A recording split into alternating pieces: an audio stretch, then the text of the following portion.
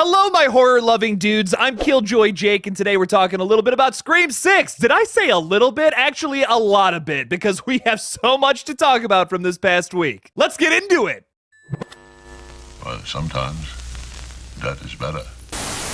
So over the course of the past week, we have gotten a lot of information on the upcoming Scream film, including the directors telling us that the movie will have a much faster pace, as well as this fake synopsis that is very clearly, well, fake. The Alamo Drafthouse put out this very clearly fake synopsis for the upcoming Scream 6 film that kind of counteracts a lot of things we already know about the movie. For instance, it talks about how Tara is seeing visions of dead killers, even though that was something that very clearly happened to Sam in the last film. It's a bunch of BS, let's get past it though. Getting into some good news, we found out recently that during the Super Bowl, there will be a spot for a brand new Scream 6 trailer. What kind of footage could be coming from this? I don't know. So far, I'm very happy with the Scream 6 marketing. I don't feel like they've given too much away while also teasing some of the fun things that are going to happen in this upcoming film. I just felt a burp coming on. Wow.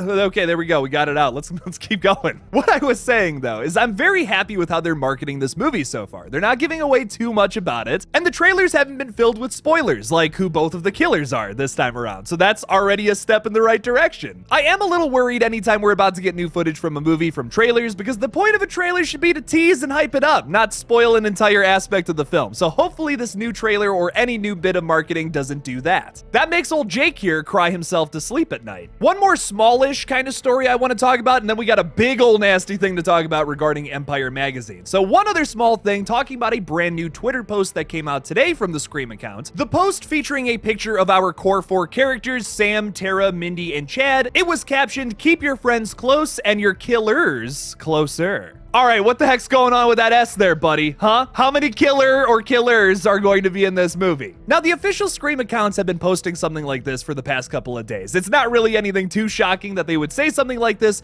but I do think it's a little cocky that they're playing with our expectations this early on. Saying something like this already gives you the illusion that yes, there's going to be 2 killers in this movie, but that should come as no surprise to Scream fans who are kind of expecting 2 killers, or potentially even more, which is maybe my guess as to why they're being so cocky here. If any movie is going to break the mold that Screams 1 through 5 pretty much follow to a T, I can imagine that yes, Scream 6 will be the one to do 3 killers, maybe even more, maybe even go the Cult of Ghostface route. Me personally, if they do end up doing 3 killers or a Cult of Ghostface, have a reason behind it. Don't just have 3 killers to have 3 killers because, you know, it's different. Just because you're different doesn't mean you're good. You gotta back it up with something. Why is there a 3rd killer here? Does everybody have a role in this scenario? Or are there just 3 people that got together and were like, hey, let's kill people? That might be fun. I don't know. I like that you can loosely figure out the roles of the Ghostface killers in every movie. Like Mickey was the muscle to Mrs. Loomis's motive, if that makes sense. So if we do 3 killers, give them all a role. Like they all have some kind of piece to this puzzle. That's why they're all there. They're not just there because they're hanging out. They want to kill people.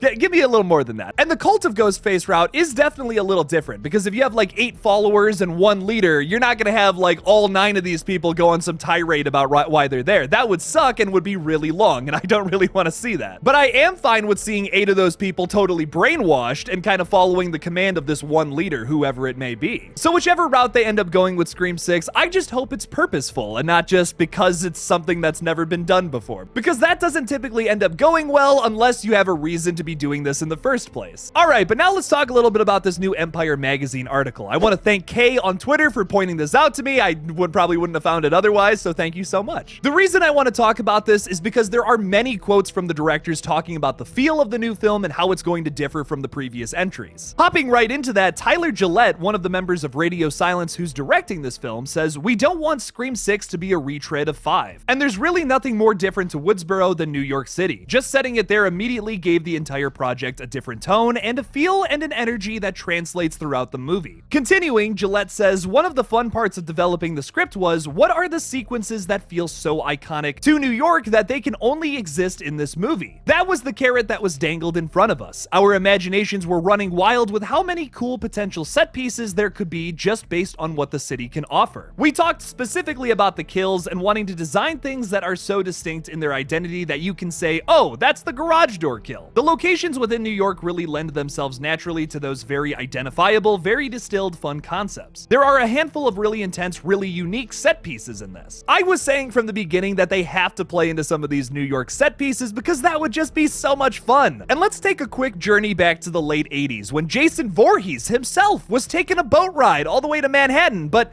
he kind of ended up just doing that the whole movie instead of running around cool set pieces in New York, which is kind of a big shame for us Friday the 13th fans. I still enjoy that movie, but it definitely could have been better. It's good to know that our good pal Ghosty will be correcting this on his take with Manhattan. Talking about the more aggressive iteration of Ghostface, Matt Bettinelli-Olpin, one of the other directors, says, "We wanted to make this really different, while still having all of the stuff you love. Having a bolder, more brazen Ghostface was a big part of that. This is something I've wanted to see in the franchise for a very long time. A more aggressive Ghostface that's going around and getting things done efficiently. Pretty much every Ghostface we've gotten has been a parent or a college student or a high school student, and I don't know, I've just always wanted to see a Ghostface who's maybe has like some military experience, knows what they're doing a little bit more when it comes to, well, you know, murder. Is that so much to ask for a lowly little Scream fan like me, for a Ghostface who is super aggressive? I guess not, because Scream 6 seems to be doing that. At least that's what they're promising us. It also seems like that's the case from the very intense trailer we got recently. Tyler Gillette talks a little bit about Sam Carpenter being their new final girl, saying, "We want Sam to be in everything that we do. People are going to love her in this movie." Kind of harping on that a little bit, I've seen a lot of people who just simply don't like Melissa Barrera in this lead role, which makes me pretty sad, because I think she's a really good final girl and very different from Sidney Prescott. There's an easy route that Radio Silence could have followed by putting Jenna Ortega in the lead spot and just doing a Sidney Prescott clone, but in my opinion,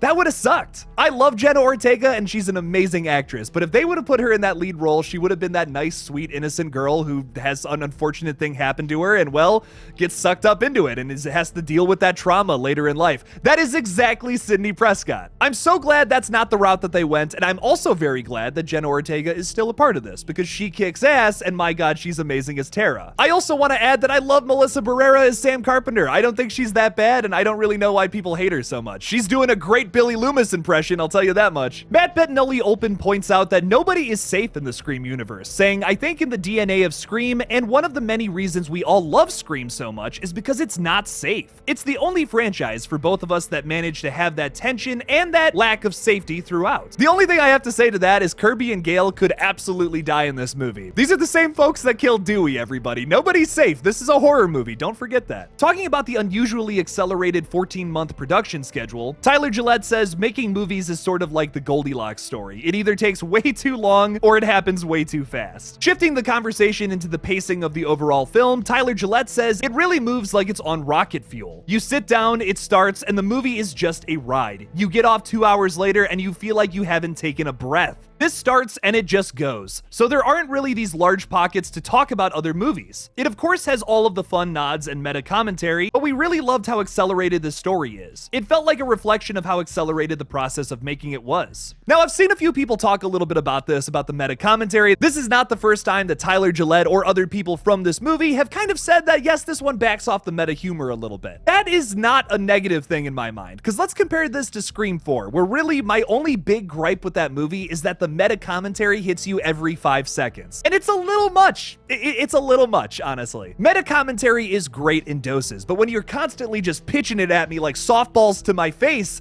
it's a little much. Scream 4 just whips those things at your face so fast, and it's like, okay, all right, I get it. My face is so bruised right now with all these meta softballs. One of the big things I really like about Scream 5 is that the meta commentary is done mostly in the background. It's not in your face, it's there in the background with little tiny Easter eggs here and there, and some nice lines of dialogue that never feel forced. I'm actually totally fine with Scream 6 doing that, but even more in the background if they want, and we've already seen that in the teaser trailer we got all the way back in December, where there was like hundreds of Easter eggs with Halloween costumes referencing other horror movies. So I don't think that this movie is gonna just not feel like Scream. It's definitely gonna be there, it's just gonna be different, and that's really the only way a franchise can continue, because when you just keep doing the same thing over and over and over again, people are gonna get sick of that. Scream 2022 also found itself at the vanguard of the recent Whodunit resurgence, a wave the directors are thrilled to be a part of. Speaking on that, Matt Bettinelli-Olpin says, "First of all, this re-emergence of the Whodunit is one of the most exciting things that's happened in movies. To that end, we wanted to make sure that we're having fun with it. That's something we were especially conscious of on this one. How do you subvert expectations without tiptoeing into bananas land? You don't want to go to Bananas Land. You will slip all over the place. It is literally just peels, no bananas. The bananas have already been eaten, everybody. Get the hell out of Banana Land. But seriously, though, he does make a good point. You want to have fun with the mystery, but you don't want to get to the point where it's like so outrageous where it just doesn't make sense because you're bringing people back from the past who have clearly been dead for 25 plus years. Stu is a rotting corpse somewhere in Woodsboro, and that's okay.